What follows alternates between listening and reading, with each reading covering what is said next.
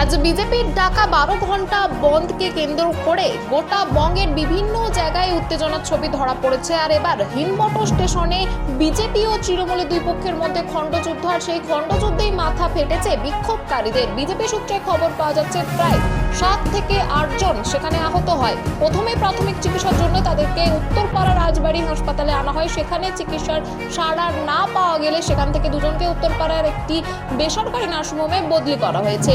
উত্তরপাড়ার একটি বেসরকারি নার্সিংহোমে নিয়ে যাওয়া হয়, কিন্তু সেখানে তাদের অবস্থা অবনতি ঘটতে তাদেরকে কলকাতার একটি বেসরকারি নার্সিংহোমে পাঠানো হয়েছে। ইতিমধ্যে জানা যায় যে দুজনকে কলকাতা নিয়ে যাওয়া হয়েছে তাদের মধ্যে একজন উত্তরপাড়ার বিজেপি যুব মোর্চার সাধারণ সম্পাদক অক্ষয় বণিক ও অন্যজন উত্তরপাড়ার সক্রিয় বিজেপি কর্মী মধুর সাহা। বিজেপি সূত্রে খবর তৃণমূলের হাতেই আক্রান্ত হয় তারা দুজনেই। অবস্থা এখনো ভালো নয় বলে জানিয়েছেন ডাক্তাররা। এই বিষয়ে আরো কি জানা যাচ্ছে দেখুন বিস্তারিত 24 আওয়ার্স আরামবাগ রিপোর্ট।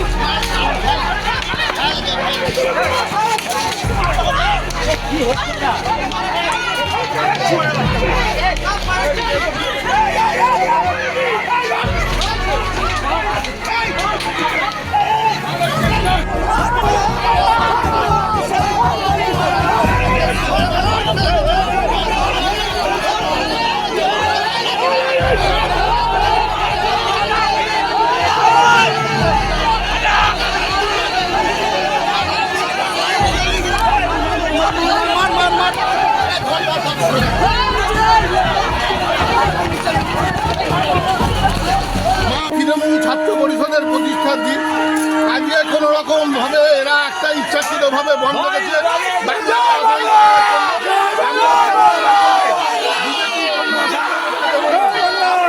সাধারণ